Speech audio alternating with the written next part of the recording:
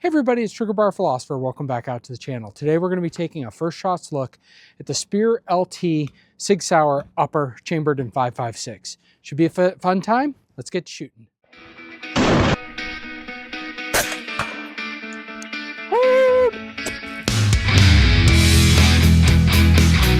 Okay, so what are we talking about today? We're talking about a new upper that I have. It's from Sig Sauer.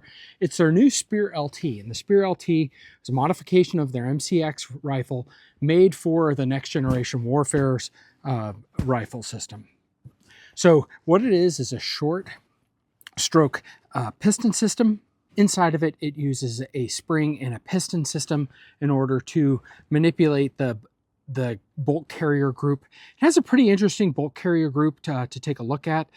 It does have a gas regulator up front, so you can be for suppressing. I was able to get the muzzle device off the end of it, which is no small feat. One of the tricks that I used was hit it with a heat gun for about 5 to 10 minutes, and then I had a torque wrench that's about 18 inches long and was able to jack that off after I did that. On mine, I've seen other reports online that said that there was no rock set or other type of material holding the muzzle device that came from Sig Sauer on it. But on mine, I saw a little bit of residue, and so I bet soaking it in water, or some people say boiling it in hot water, everything I've heard from Rockset is that it just requires soaking in water. So soak it in water, hit it with a heat gun for a good 5-10 minutes, get as hot as you can, and then get a long wrench on it and jack on it, and should be able to get it off. I was not able to use a reaction rod, which is something that fits into the star chamber of your AR-15, but instead I was able to use a AR-15 vise that allows you to lock an upper onto this vise type grip, and I was able to use that for prying it off. So that said, that can be a little bit of a hassle. Why don't we just pop this off? Now YouTube, this is just what you would do for normal maintenance, so I am going to pop out the springs on this.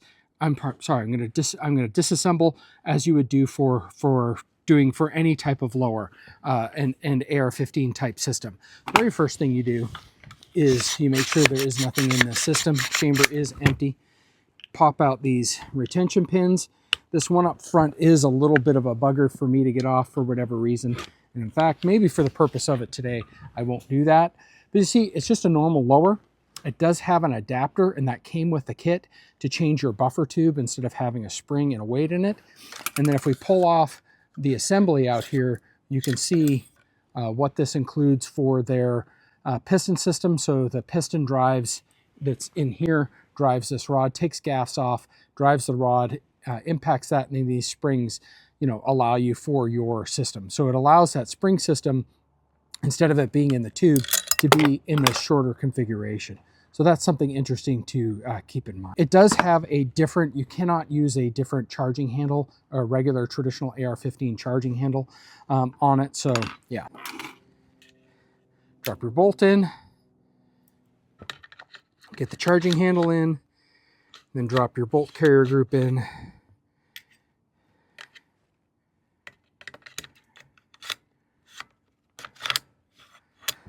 All goes in there. You're able to click that upper down to the lower. And we're ready for our first shots. Let's get some eyes and ears on and take our first shots. So I do have on top of it the Primary Arms SLX 1-to-6 power Nova scope. It does have daylight bright red dot on it, which is really nice. I like that. You can get it pretty bright. So in other words, not daylight bright, but it's more like a red dot. It actually uses some thin filament lines in order to get the dot on it much brighter than you would on most types of scopes that have an illuminated reticle. And really, this isn't an illuminated reticle. It's really just the center dot that is illuminated. I'm a big fan of the scope. The 1X clarity is pretty good. This is a very cheap bottom budget tier scope, and I think it's something that others should be checking out if you aren't already. There's tons of reviews of them, but this is the second system. I had this earlier on my POF Revolution for a little bit, and I really like it. So yeah, let's, I have a target down range of 25 yards. I actually have the Sean Ryan show target up on that, Vigilance Elite or whatever that thing is. What I like about the target down there is that it is set up at 25 yards, but if you get your rifle zeroed in the spot they want you to, then you'll be on the 36 yard zero, And so many people have different ranges that they don't have an option to put a target at exactly 36 yards. But 36 yards is a great zero for 5.56. And so this allows you to put it at the 25-yard line and zero in and hit on the paper. You put your dot on one spot, it should be hitting at another spot, then you have a 36-yard zero. And then it's about a 2 or 3 inch variation out to 500 yards with 5.56 ammo. So we're going to be doing that. This is the first shots. I have no idea if I'm going to be on paper or not. We'll have to see what we get with this. And we're going to use the illumination or the magnification that we have just because, hey, that's cool. First shot.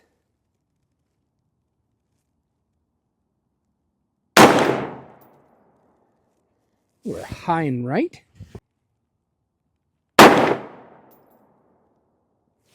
All right, we're coming in.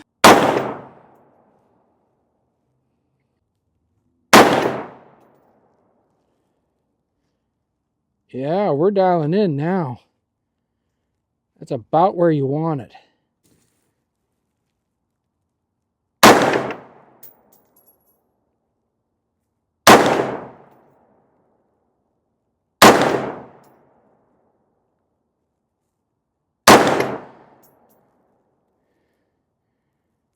Yeah, that's pretty good. All right, we got lockbacks. Our first mag is a success. Let's go down range, just take a quick look at the target. It's getting dark out here. So as we take a quick kind of close-up of the target, this is where I started, jumped down here, and then I got into here. I want to go down just a little bit because you want this target. You aim here at that line, and you want it hitting down here. Now, this is for Neotech and 55 grain, but I still like the 36-yard zero. So I'm going to move that down, but we're going to shift over to this new target, and then we'll pretty much be done. Okay, well, I decided that life's too short to shoot unsuppressed, so what I have on here is the YHM Turbo RBK. I've featured this in a previous video. I'll try to provide a link for that. But what this Turbo RBK means, it's the K configuration of their turbo suppressor. It's a traditional suppressor, but it's their RB, reduced back pressure. Now, YHM kind of jumped into this game to get something because all the reduced back pressure flow through cans are all the rage. What they did is they just cut holes through some of the baffles so the gases go forward a little bit more. So yeah, and as a K can, it doesn't have as many baffles. So really it's the Turbo YHM Turbo less baffles can. And so, yeah, but that's still okay. It takes a little bit of the edge of the 5.56 round off. You're never going to be truly like super quiet on 5.56 because it's, at the end of the day, it's a supersonic round. So at any rate, let's see. This is the first shot suppressed. Let's see how we do. Hopefully you don't get a baffle strike. I did check it at home.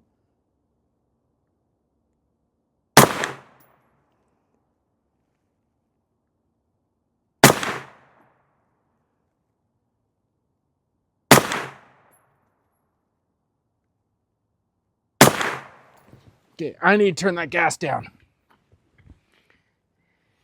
Okay, let's take a break from the range.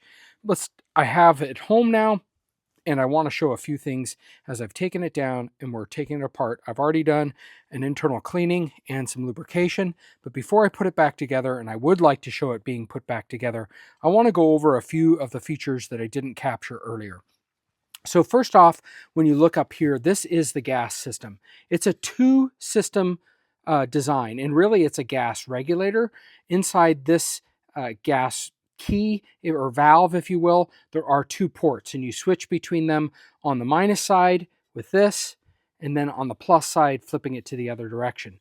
If you forget what the minus side and what the plus side is, they labeled it for you. This direction is plus. This direction is minus. Okay? And so to put it into the suppressed, and for most types of ammo, you want to run it towards the minus side. And then when you want it over gas, because maybe you have some low-powered ammunition or crummy ammunition or adverse conditions, move it to the plus side for more gas. When I first took those first few shots, I was running it on the plus side, and now that I have it on the minus. Inside here is a detent. You press this down, you rotate it to the top, and then you can pull this out. You typically want to take the handguard off with these screws here, here, And here, mine was a little stuck, so I took the lower off and had to hammer on that just a little bit to get that going off, and then it slid right off.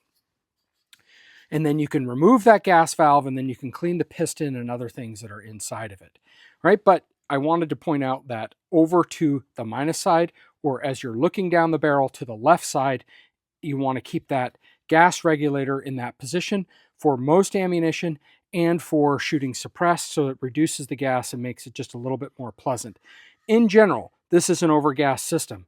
There's basically no other way to really control it other than these two systems. That's a bad thing in my view. If you're looking for a super soft shooting gun, this probably won't ever be it. It is rated, allegedly, by Sig to run for 20,000 rounds without need of parts replacements, but we'll have to see. Now, I bought this as a kit. It came with this foregrip, and again, this is a 16-inch barrel, so that's totally legal to have that foregrip on there. It came with also a Sig XT Pro, 4XT Pro sight on it as part of the kit, and then it came with a conversion stock. Again, all of this YouTube is just normal. I'm just kind of showing normal stuff. None of this is modifications to it. And then my lower that I put on it. This lower I do have, I believe it's a, I don't know, it looks like it's a Geisley trigger. I can't remember which one, but a Geisley trigger. Yeah, and just some normal controls. It is ambi, but yeah. So what you do is you remove the buffer tube, and inside here you put in this plug. It screws on, you tighten it up, and then you can open and close the stock. Press this button here, and you can move it across several positions. I don't know, 3 or 4 or something like that. Okay, so that is the lower and how it's set up. I ended up putting a B5 grip on that. I really like those grips.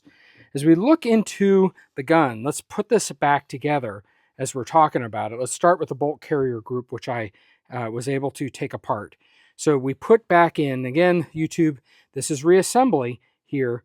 This is not any kind of manufacturing or changes or modifications, right? But we put this assembly back in.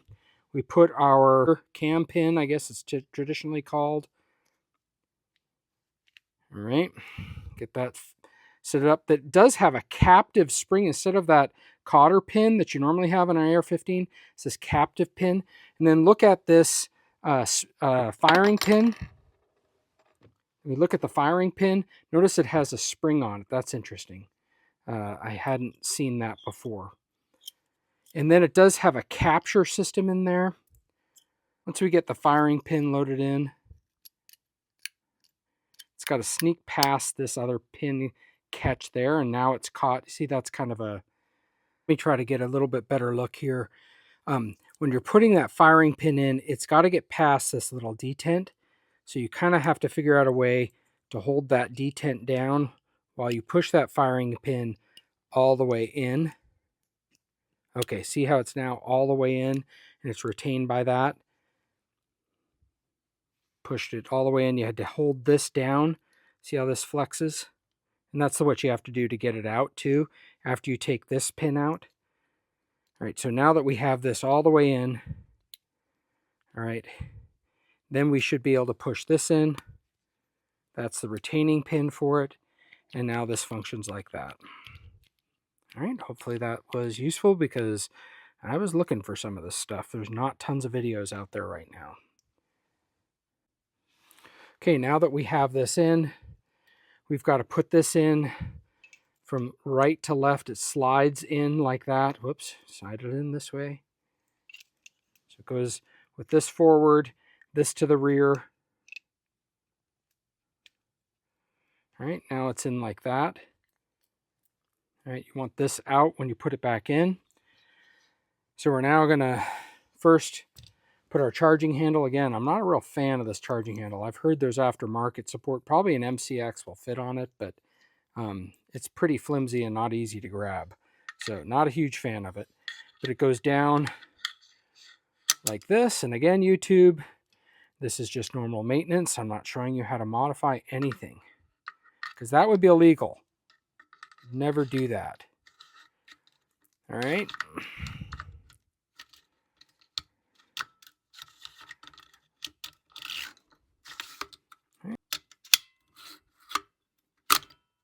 Push that in. There we go.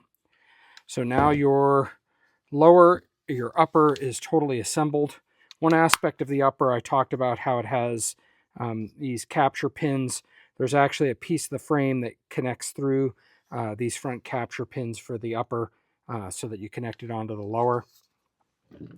But then it just like any other AR-15 connects in like this, and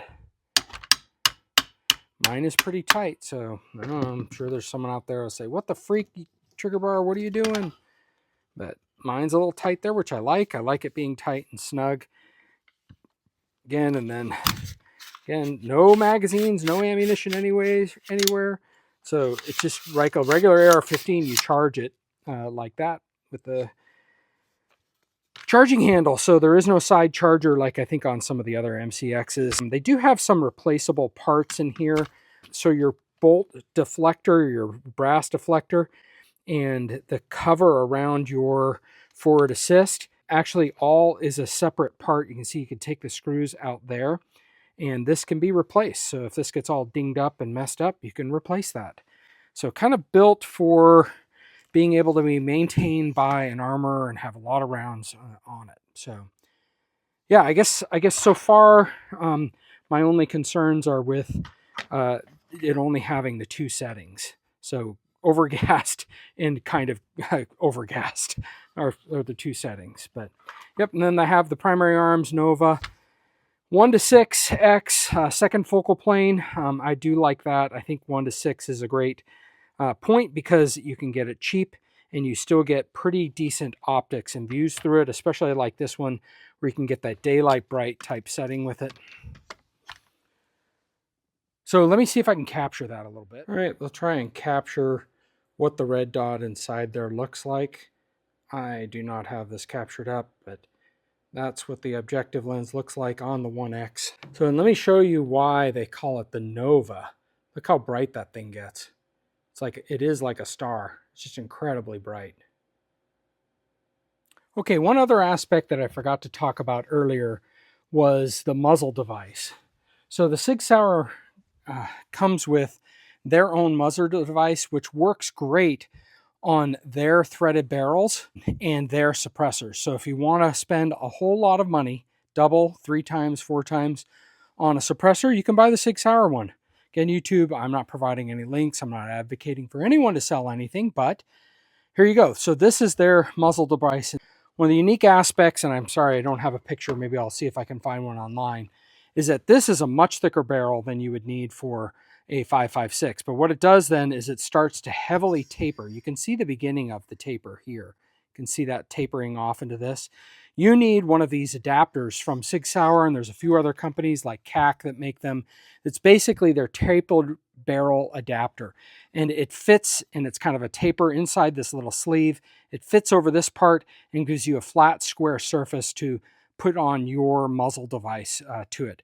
I have the Reardon, I can't remember which Reardon device that I have on, but it fits their Plan B type muzzle devices, and then goes with the hub system. So that's a pretty universal type thing for mounting various suppressors out in the universe. So I like that.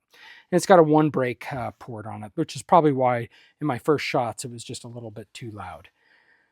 So we got the gun sighted in. We tried putting a suppressor on it, and then I messed up the gas setting. I think we'll leave it there.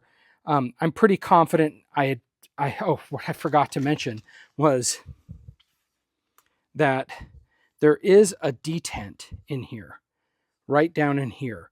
That's only used for pulling this thing out. Don't do that. So you press the detent in, you spin this so that this bottom little shield thing is up on top, and then you can pull it out.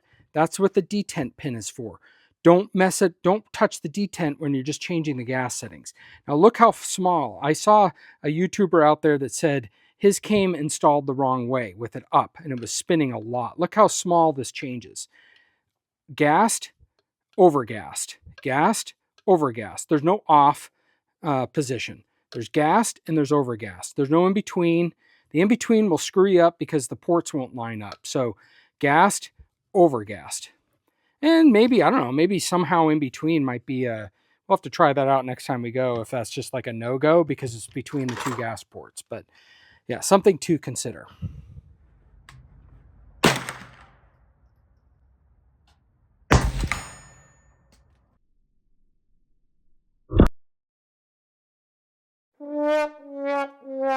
Hours later. Okay, we're back out at the 100-yard range. Just going to check the gas function. You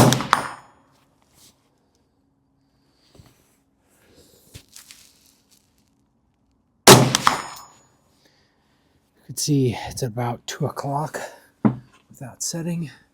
Let's open it up. Should be even more gassy.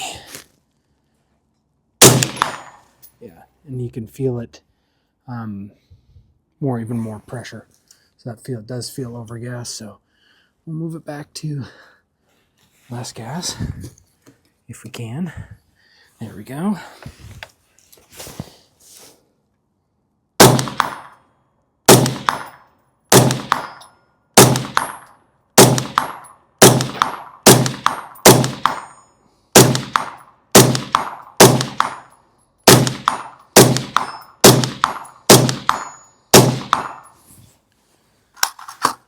Seems to be working good now. Wanted to try to see, I think I showed a mistake earlier. This has to be much further in than what I had it. So that's heavy gas, light gas, and it's pretty stiff. If it's moving out from that easy, then you're not in correctly. So again, it's not really moving much, and there is a little thing in there, the hole in there, so that if you had to put an Allen key or something, it gets jammed up with the carbon or something like that build up, you should be able to move it still. See, that's pretty stiff moving. When I was trying it before, it was just sliding around, and then this thing will shoot out the end of your barrel. Yeah, so make sure it's all the way in. Hopefully that gives a good view of it. All right, well, let's close things up here with the Sig LT Speer. This is my initial review. Didn't do tons of shooting. Basically, got it on, got the gas on it, saw that it was overgassed, was able to push it to the not so much overgas setting and was able to run it just for a couple shots. And then I tried more overgas and I screwed up my gas setting. So we're going to call it here. I think this is a pretty good tabletop review. There are a few out there, but I was just so surprised. There's not many YouTube reviews out there covering the types of things that I wanted to discuss. So we'll leave it here. One aspect that I didn't cover, I keep forgetting to cover things, is that when you're trying to get this Sig Sauer muzzle device off, it can be a pain in the butt. I covered it earlier in the video, but I do believe they put some rock set on there. I've heard others that say they don't. That means probably soak it in water. If it doesn't work, boil the water, soak it there. Then heat gun. Some people say blowtorch, put a blowtorch. They also say don't put it down here. Put the torch on up here where the threads are. Again, this is where the taper is down here, but the threads are up in here. So you need to heat this part all around with your heat gun, and do that for about 10 minutes, just getting all around it, holding it as hot as you can.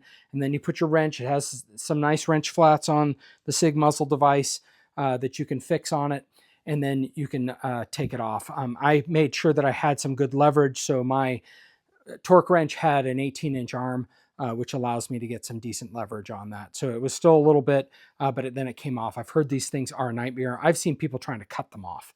So yeah, not a great situation. Not sure why Sig made it like that, because they know it's only compatible. I guess they want to force you into buying one of their suppressors, which is kind of frustrating. Can you get a softer shooting AR for a lot less money? Absolutely. I bought this as a kit, an upper conversion kit that came with the stock, came with the adapter for the traditional AR-15 lower, and then this upper, and then the Sig Romeo 4T on it. That was a pretty good deal that I got over the holidays, so I was excited to get that. I like piston systems. I want to try them, their reliability, their continued operation. This thing is supposed to be built like a tank. Yeah, I know Sig likes to experiment with their customer base, but I'm hoping that this thing's been out there long enough and that my experimentation will be more accurate experiment, or more reliable experimentation. So yeah, excited to have it. I don't know. If you're looking like, should I get this as my first AR or another one? It's my first AR. Get a different one as your first AR. Get a traditional AR that you can tune all the gas on it so that it's a soft shooting rifle. What I mean by tuning, there's so many things on an AR that you can tune. You can put an adjustable gas block in. You can put in an adjustable bolt carrier group that allows you to peel off gas. And then you can put in buffer weights and buffer springs that help reduce the gas. It's the pressure that comes back, smokes you in the face, and or how hard it's recoiling and hitting you in the shoulder. And then make sure that your ejection is, most AR-15s, their ejection should be around the 4 o'clock position, 4:35. If it's moving, if your ejections, meaning, so down here is 6 o'clock, ejections down this way, 6 o'clock bad, 5 o'clock, 4 o'clock, 3 o'clock good, 2 o'clock, 1 o'clock forward, you're overgassed and you're spending too much gas, and you're just beating apart your components, and it's not a fun experience. So a properly tuned AR-15 is a really fun experience in shooting. And I don't think you can really get to it with this. Now, are all the components designed for the military and use it for extended use and minimal amount of repairs? That's what I'm hoping for this gun. That's the aspect that I wanted with it. So let me know what your thoughts are on the Sig Speer LT in 5.56. I hope everyone has a great week, and let's get to shooting.